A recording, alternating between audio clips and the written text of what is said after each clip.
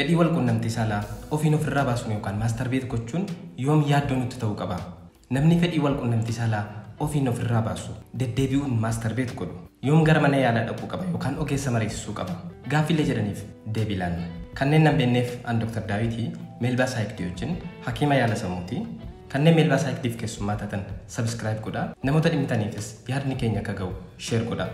Sagantaa har'aatiin namni maastarbeet godhu tokko deddeebi'uun fedhii wal quunnamtii saalaa ofiin ofirraa baasu tokko wantoota yoo ofirratti arge dafee gara mana yaalaa dhaquu isa dirqisiisan shanin isinitti hima. Fedhii wal quunnamtii saalaa ofiin ofirraa baasuun gocha wal falmisiisaa kan namootni yaadaan irratti waliin galle ta'us gocha namoota hedduudhaan addunyaa kanarraa namoota baay'eedhaan godhamu. Akka ragaaleen qorannoo agarsiisanitti namoota gaa'ela keessa jiranis ta'e leexaa ta'an keessaa 80% ol yookaan harki 80 ol gocha kana ni godhu yookaan maastarbeet ni godhu. Namootni hagas ta'an hagas baay'atan kan itti hirmaatan ta'us yaada wal falmii ta'uun isaan hafne. Egaa akkuma yaadattan ilaalcha saayinsiin fayyaa, saayinsiin ammayyaa waa'ee maastarbeet gochuu irratti qabu ilaalchisee viidiyoo hojjedheen ture. Isa deebitanii ilaaltanii of yaadachiisuu dandeessu.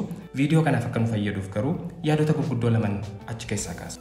Saayinsiin fayyaa maastarbeet gochuun fedhii ofiin ofirraa baasuun gocha wal quunnamtii saalaa fayyaalessa ta'e maloota wal quunnamtii saalaa kan biroo irra caalaa kan riskiin isaa xiqqaa ta'e miidhaan isaa xiqqaa ta'e jedheeti amana. Tokko yaadni lammaffaan akkuma gocha kamiyyuu fedhii ofiin ofirraa baasuun yookaan maastarbeet gochuun yoo daangaa darbe madaala isaa yoo eeggatin rakkoo namatti ta'u yookaan agarsiistuu rakkoo ta'uu akka danda'udha kan saayinsiin fayyaa waa'ee maastarbeeshinii irratti dubbatu.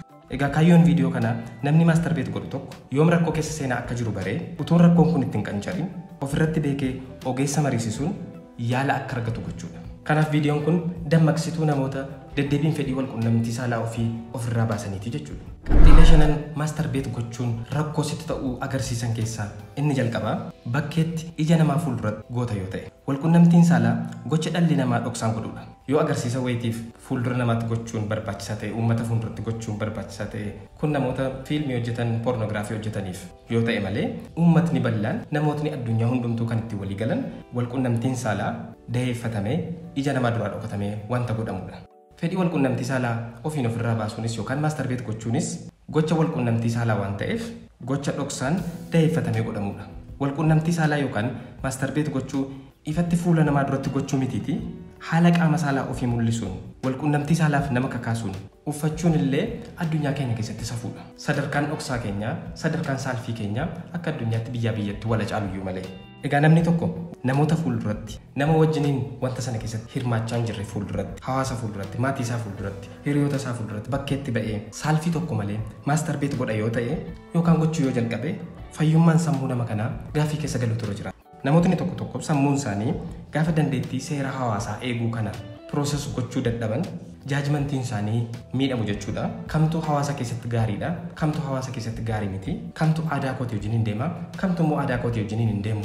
Isa jedhu madaaluun dadhabaa dhufu. Kanaan wantoota saalfiidhaaf isaan saaxilan gochoota kanaan duratti saalfatan ija namaa duratti fuuldura namaatti gochuu jalqabu jechuudha. Rakkoon akkasii kun dhibeelee sammuu hamoo kanneen akka iskizofreeniyaa fi baayipolaarii keessatti mul'achuu danda'u akkasumas dhibeelee narvii yookaan dhibee hormoonotaa wajjiniin wal qabatanii garmalee fedhii wal quunnamtii saalaa namaa guddisan yookaan seera hawaasaa madaaluu nama dhabsiisan keessatti mul'achuu danda'u. Kanaaf namni tokko fedhii wal quunnamtii saalaasaa ija namaa duratti fuuldura namaatti bakkeetti gochuu yoo jalqabe fayyaan sammuu isaatii gaaffii keessa galuu qaba. Namni kun ogeessa fayyaa mariisisuun yoo namni kun sadarkaa ogeessa fayyaa mariisisuu irra hin jiru ta'e maatiin yookaan aanteen hiriyootni isaa akka inni ogeessa fayyaa mariisisuu gargaaruun baay'ee barbaachisaadha. Qabxii lammaffaan to'annaa kee ala baha yoo ta'e wal quunnamtii saalaas ta'e fedhii ofiin ofirraa baasu otoo itti yaadin haalli keessa jiru nu kakaasee gochuu malla. Kun waanuma namoota baay'ee darbee mudachuu danda'udha. Mudannoo kanas namootni baay'een akka carraa gaariitti akka mudannoo gaariitti kan yaadatan. Garuu irra deddeebiidhaan sababa garaagaraatiin utuun barbaadin utuu fedhii wal quunnamtii saalaan qabaatin fedhii wal quunnamtii saalaa kana ofirraa baasuu irratti hirmaatta yoo ta'e maastarbeet goota yoo ta'e rakkootti jijjiiramaa jiraachuusaa to'annaa kee jalaa ba'aa jiraachuusaa agarsiisa.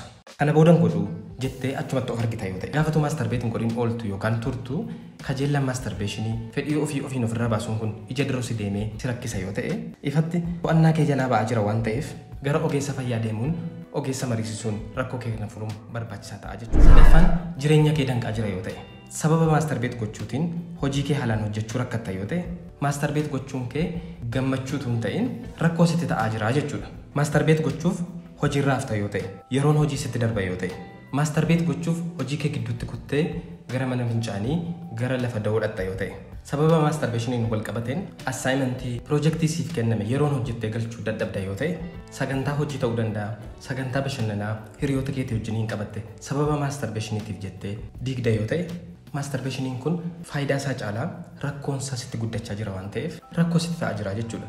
Walumaa galatti fedhii kee ofirraa baasuun yookaan maastarbeet gochuun jireenya kee guutummaan akka hin jiraanne si godha yoo ta'e jiruuf jireenya kee danqaa jira yoo ta'e ooltee tumbuliin ogeessa fayyaa mariisisuudhaan falatti kaa'uun baay'ee barbaachisaadha. Qabxii afuraffaan miira negeetiif ta'e yookaan miira badaa ta'e sitti dhageessisa yoo ta'e maastarbeet gochuun miira dhiphinaa gaabbii of jibbuu of nyaachuu hamaaf si saaxila taanaan rakkoo sitti fidaa jira waan ta'eef itti yaaduu barbaachisa. Namootni amantii keessatti guddatan keessattuu kan amantiin isaanii maastarbeet gochuun yookaan fedhii ofiin ofirraa baasuun cubbuudha jedhee amanu keessatti yaadu keessatti guddatan gaafa maastarbeet godhan miirri gaabbii hamaan akka itti dhaga'amu kanaan of jibbuun of tuffachuun dhiphachuun hamaan akka itti dhaga'amudha kan ragaaleen qorannoo baay'een agarsiisan. Namoota kana duwwaa miti namootni maastarbeeshiniidhaan wal qabatee yookaan walqunnamtii saalaatiin wal qabatee miidhaan irra ga'es gaafa maastarbeet godhan miirri badaan akka itti dhaga'amudha kan ragaaleen qorannoo agarsiisan.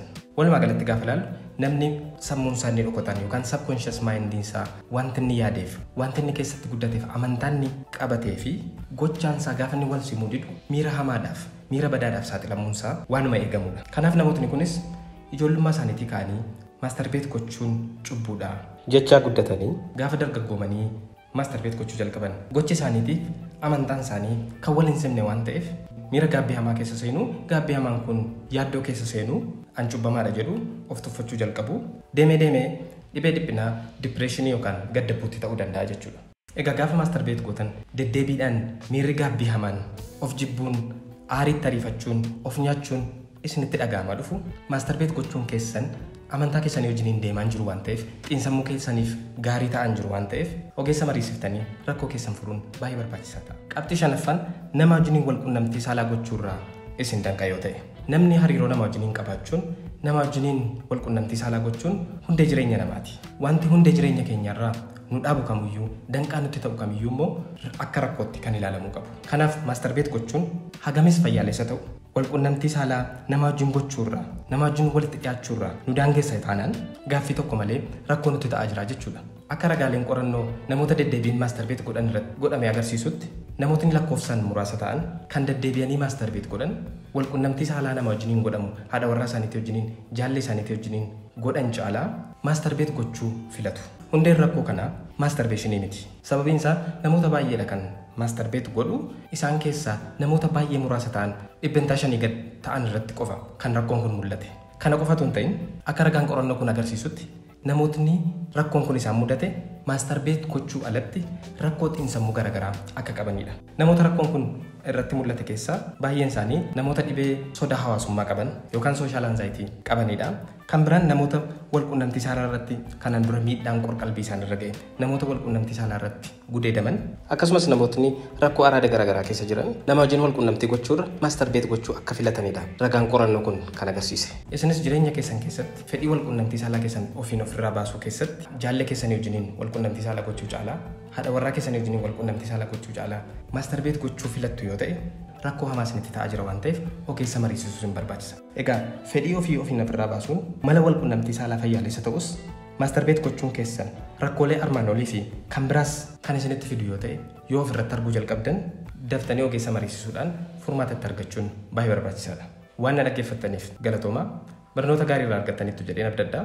Namootni meelbaa saayidiif keessummaa taatan sabskiraayib godhaa. Namoota dhimmitaniifis akka ga'u sheer godhaa. Yeroo biraa sagantaa biraadhaan haga wal arginutti nagaan turaa.